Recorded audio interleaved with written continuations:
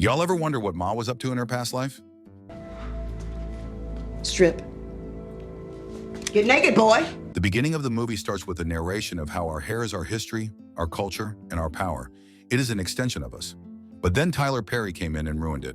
In St. Louis in 1908, Sarah Breedlove sells tin cans of hair grower, asking pedestrians if they alopecious. She is ignored by most, but one stops by and asks if the product works. So Sarah looks back at her own experience. She is a washerwoman who earns very little. She is so stressed and always worried that her hair started falling out. Her husband Davis came back after his arrest, but he was not the same man. He despised Sarah and hated her looks. Then one day, Addie Monroe knocked at her door, selling hair products. She saw Sarah's bald patches, so she promised to help her. After using Addie's products for a few months, Sarah's hair grew back. She also found herself a new man, C.J. In 2 years, Sarah got the idea to sell Addie's products to other women with the same problem. But Addie favored half-white women as sellers of her product. You've just got to convince the customers that by using my products, that they'll look like me. Or you all, at least. She laughed when Sarah proposed to sell the hair grower door to door. Addie says black women will do anything to look like her. Colored women will do anything to look like me, even if deep down they know they can't. This Addie is a hoe. Addie looked down on Sarah, telling her that sales is not for her. Sarah does Addie's laundry in exchange for the hair treatment, and Addie thinks that Sarah should stick with what she knows. However, Sarah still grabbed a few tin cans on her way out. Now, after hearing her testimonial, black women buy all of the hair growers she's selling. When she delivers the money to Addie, Addie gets mad and accuses her of stealing. Even in your Sunday best, you look like you just stepped off the plantation. Girl, you need to watch your mouth. When CJ gets home, Sarah says she doesn't have the right look. CJ comforts Sarah, and in that moment, she realizes how much CJ loves her. Girl, you already won with that fine man. Sarah begins to create her own hair grower formula. She always tries the product with her daughter Layla to see if it works. But as much as Layla is a devoted daughter, she's also head over heels in love with a musician named John. And Sarah doesn't like John. Casting Tiffany as Octavia's daughter is diabolical. They almost look the same age. Sarah continues to experiment until she finds the right formula for her hair grower. When Addie learns about Sarah's business, she tells her she can always go back to washing the laundry if she fails.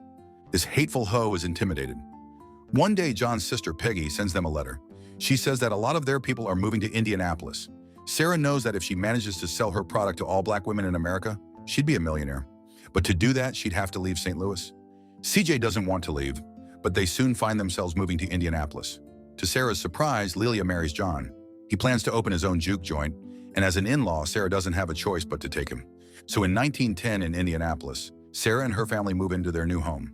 Everyone is helping Sarah make her hair business, even Cleophas, CJ's father.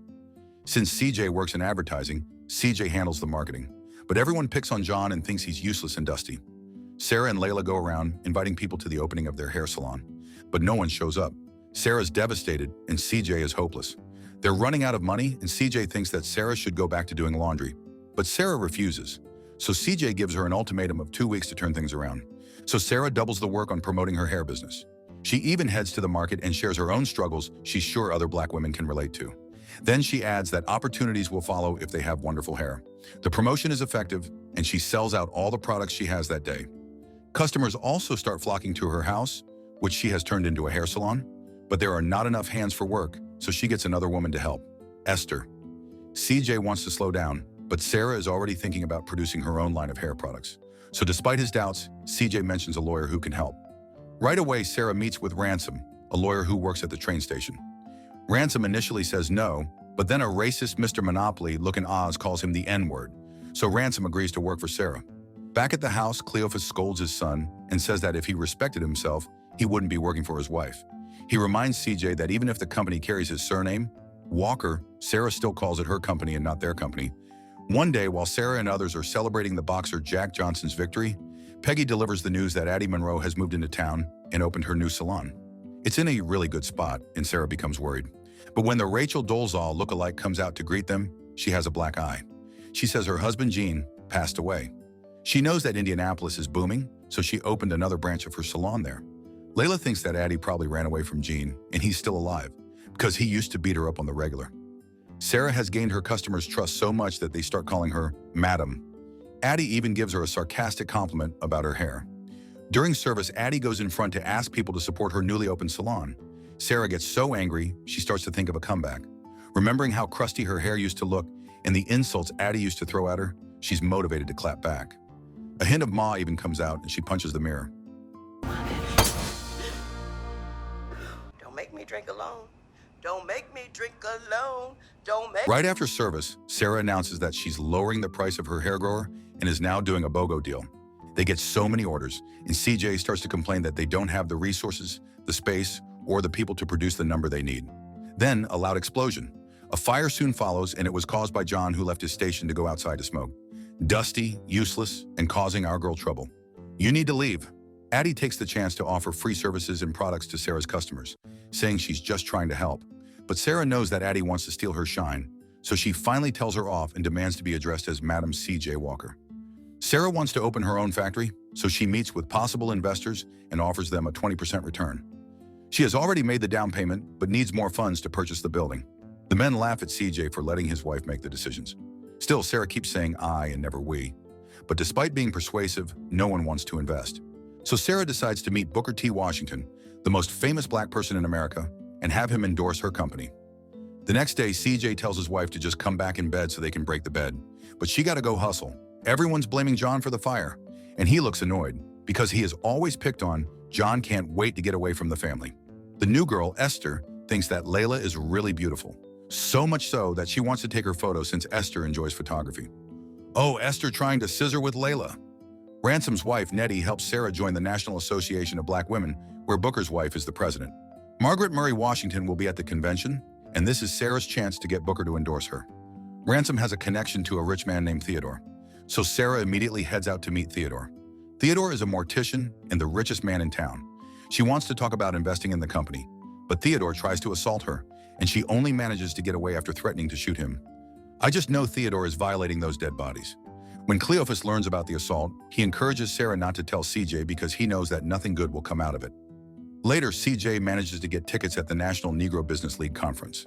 Sarah is excited, knowing that getting Booker to endorse her is great for her company. But CJ thinks about bringing Cleophas and John while Sarah stays in the kitchen with the wives. But Sarah isn't having any of that.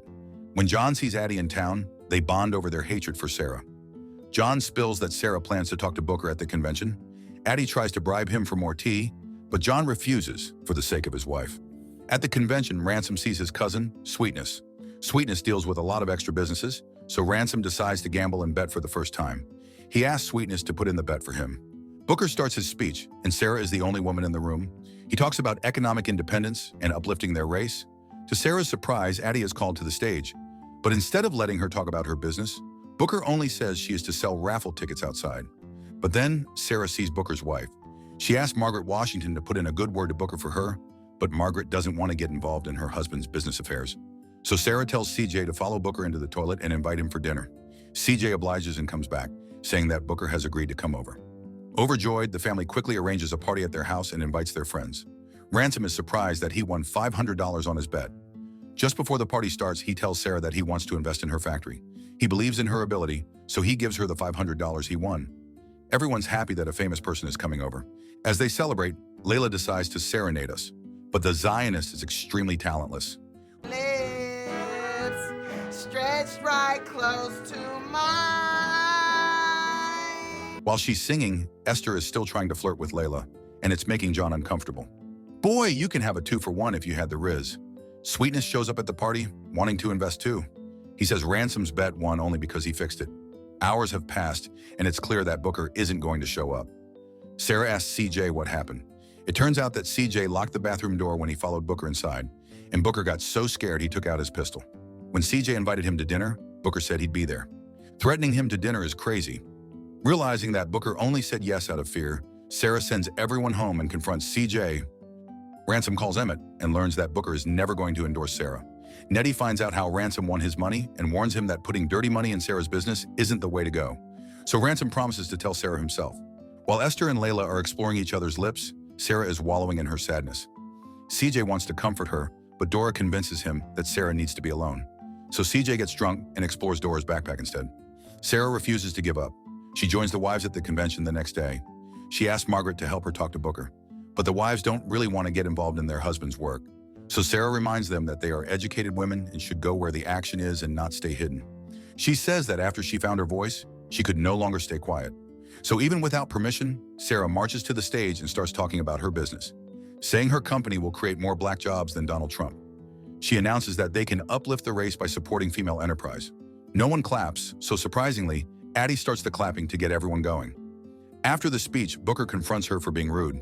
He says blacks shouldn't waste money on cosmetics, so Sarah says she pays her employees more, and she plans on producing more jobs for women.